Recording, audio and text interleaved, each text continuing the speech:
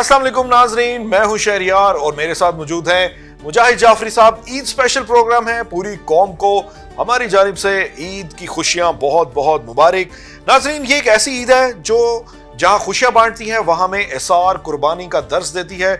इस मौके पर हम गुरबा को याद रखते हैं, मसाकीन को याद रखते हैं, लेकिन इसके साथ साथ एक ऐसा तबका भी है जो तमाम तर अपनी छुट्टियां मनसूख करके, अपनी मसरूफियात तर्क करके हमारी हिफाजत के लिए सरहदों पर मोर्चा जन है।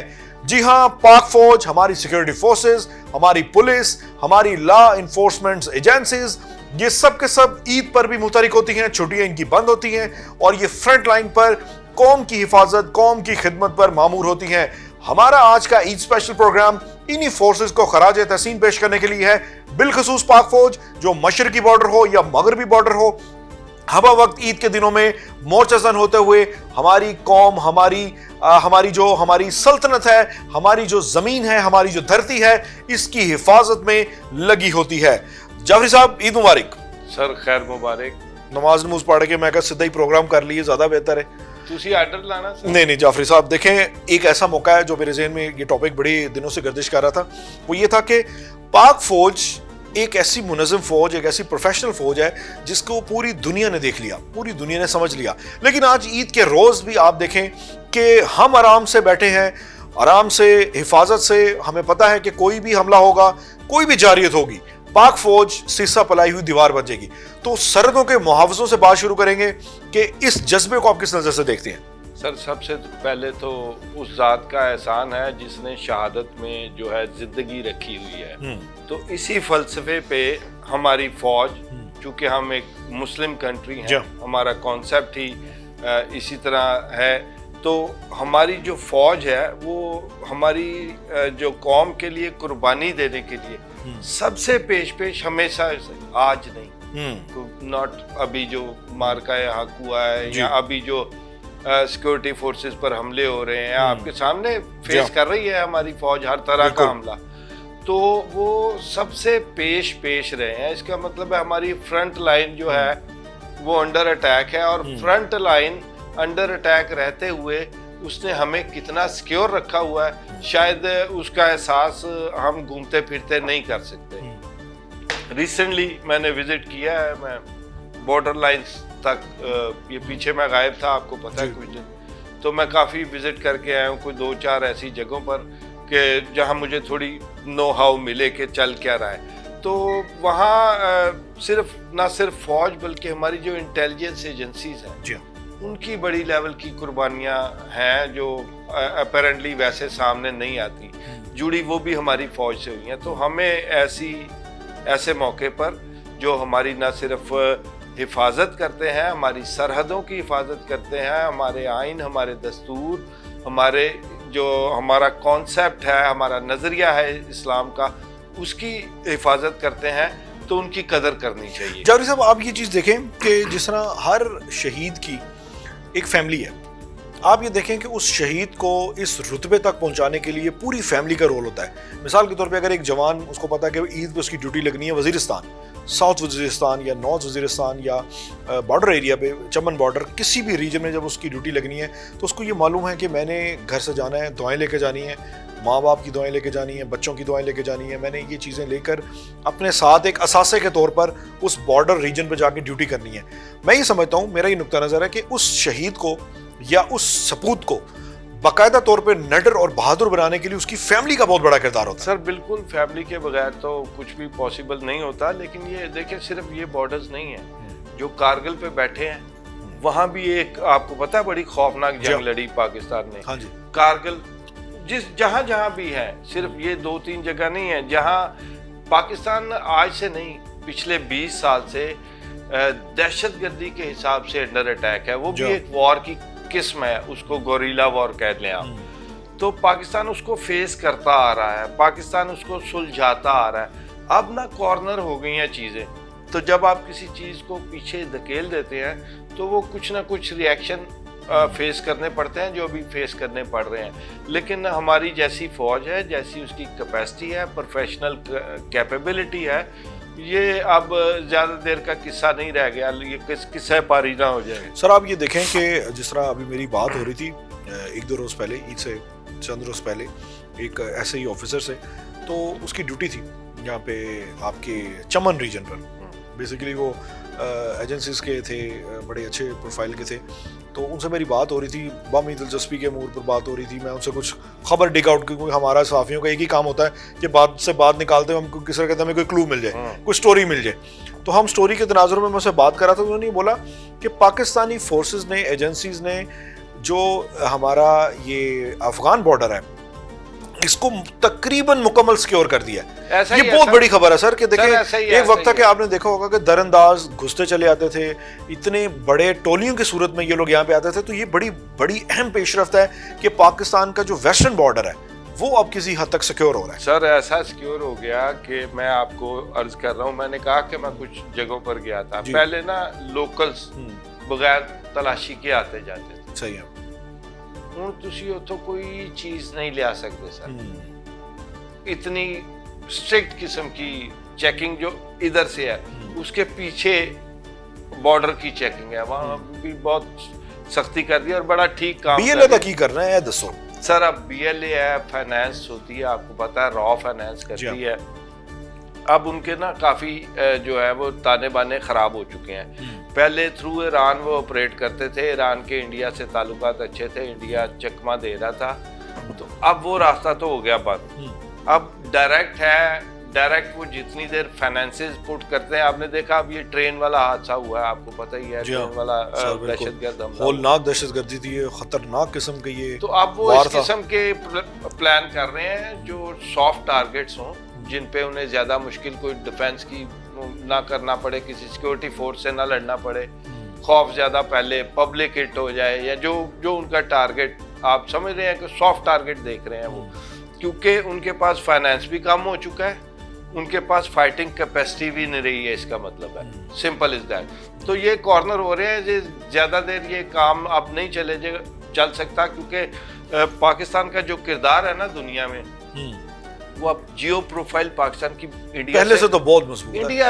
से तो सर बहुत ऊपर चलेगी, इंडिया तो बहुत पीछे रह गया। ठीक है ना, इंडिया तो अपनी नौजवान नस्ल को कॉकरोच कह दिया उन्होंने, देखें जरा अंदाजा लगाएं। लेकिन आप ये देखें बीजेपी की जगह उन्होंने पार्टी बनाई है कॉकरोच जनता पार्टी, तो उसके सुना उसके फॉलोअर्स जो है बीजेपी से भी क्रॉस कर रहे हैं, ऐसा ऐसा बढ़ रहे हैं काफी देखो साढ़े तेजी से, कॉकरोच ना फैल जान। बिल्कुल सही बात है।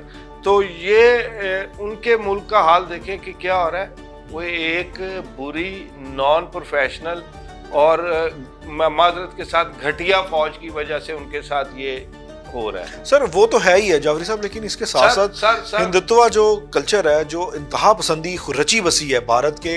अब देखें मैं आपको एक बड़ी एक जबरदस्त सी बात बताऊं, आप ये देखें कि अमन की आशा शुरू हुई थी पाकिस्तान में, पाकिस्तानियों की कशादगी, पाकिस्तान के खुले दिल और इंडिया की तंग नजरी का आप कंपैरिजन करें तो पाकिस्तानी दोस्ती का हाथ बढ़ाने के लिए इंडिया से तैयार थे, और वहाँ के हिंतापसंद जो थे, जो एक्सट्रीमिस्ट थे, वो कहते थे नहीं भाईजान दोस्ती नहीं करनी।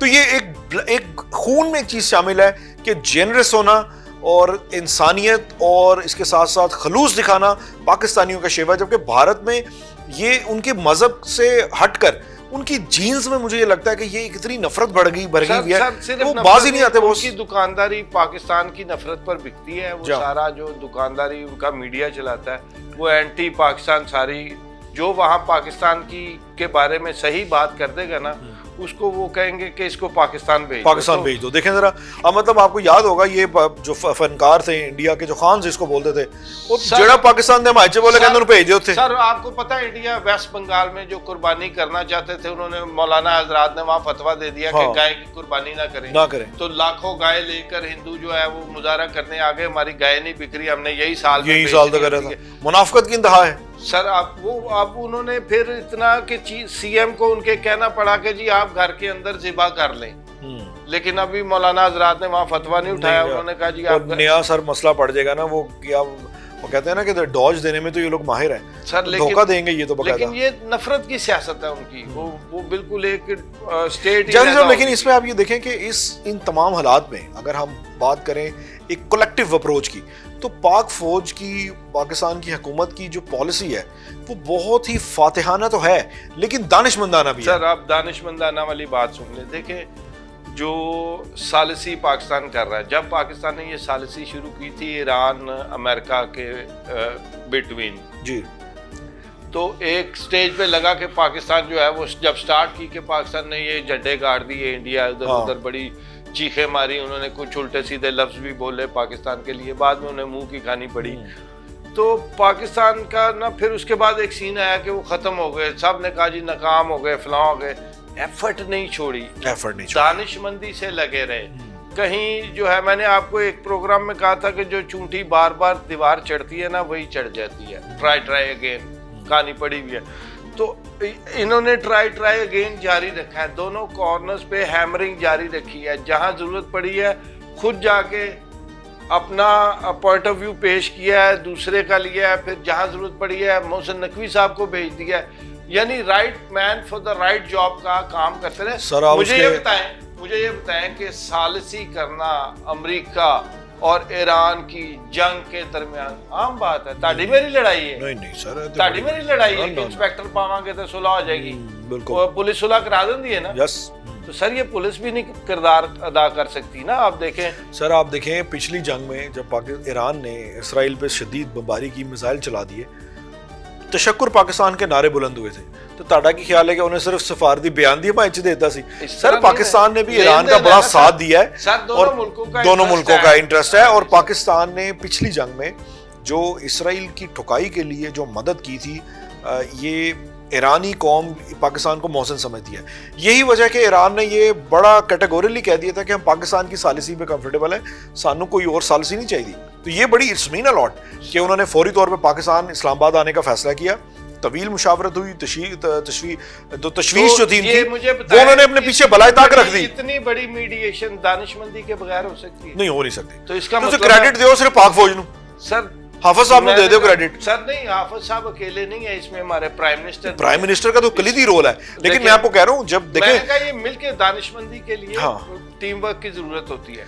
जावेद साहब, लेकिन देखिए चाइना के प्राइम मिनिस्टर से वो मिले, चाइना के प्रेसिडेंट से प्राइम मिनिस्टर मिले, CDF मिले, अलग-अलग हुई ना मुलाकात, तो अलग-अलग पर्सपेक्टिव भी पेश किया।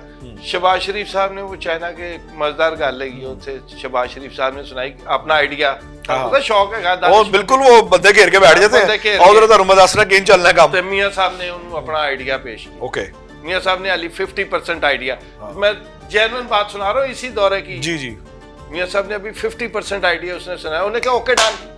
मियां साहब की स्पीड को देख के वो अली बाबा एक्सप्रेस, अली बाबा के जो CEO हैं वो भी बड़े तारीफ करते नहीं था करे। Alibaba is a brand, multinational network है जो ई-कॉमर्स का बाप माना जाता है, वाकई बाबा माना जाता है। तो आप ये देखिए कि उन्हें शहबाज शरीफ की इतनी तारीफ की, उन्हें शहबाज स्पीड कह के बुला दिया। Sir it's mean a lot. लेकिन अच्छा मेरी वो बात पूरी करें पहले। कॉकरोच कहा क्यों था मुझे आपको याद रहे। अच्छा, अब ये वहाँ नौजवान मुतहरक हो गए, कॉकरोच उन्हें कहा गया, सारा वहाँ एक तहरीक चलनी शुरू हो गई। अब इससे एक स्टेप पीछे चले जाए, नेपाल में भी कुछ ऐसा ही सीन हुआ था, याद है? हाँ जी, नेपाल में रॉ का बड़ा अमल दखल था और हर चीज पे अमल दरामद हो रहा था। मोदी की इंतहापसंद पॉलिसीज को लॉन्च किया जा रहा था। अब देखें जो वहाँ प्राइम मिनिस्टर बना है वो आपको पता कौन है? वो आपके पंजाब यूनिवर्सिटी का बड़ा हुआ है। इससे ज्यादा नहीं मैं आपको बताऊंगा, ठीक है? ओके हो गया, तो इसका मतलब है वो असर रसूख टूट गया है। अब उसके बाद बांग्लादेश आ जाए। हाँ जी, बांग्लादेश तो पूरी पॉलिसी चेंज हो गई। फौज बेचारी नहीं है, बस बाकी गल फिर कराएंगे। लेकिन जावेद साहब, मैं ये समझता हूँ, मतलब जो हमारा कॉन्टेक्स्ट था वो ये था कि पाकिस्तान की फौज ने वो दानिशमंदाना के मुजाहरे की बात करें। मैंने इशारे दिए हैं दानिशमंदी के। इंडिया के इर्द गिर्द जितने मुल्क है ना, उनमें रीसेटलमेंट हुई है, आप ये देख नहीं रहे हैं। ये दानिशमंदी की दलील है आपकी फौज की। हम समझो मेरी गल। नहीं, गल तो मैं पहले ही समझा। नहीं जावेद साहब, यहाँ पे लेते हैं ब्रेक जी, ब्रेक के बाद दोबारा आते हैं और गुफ्तगू का आगाज करते हैं।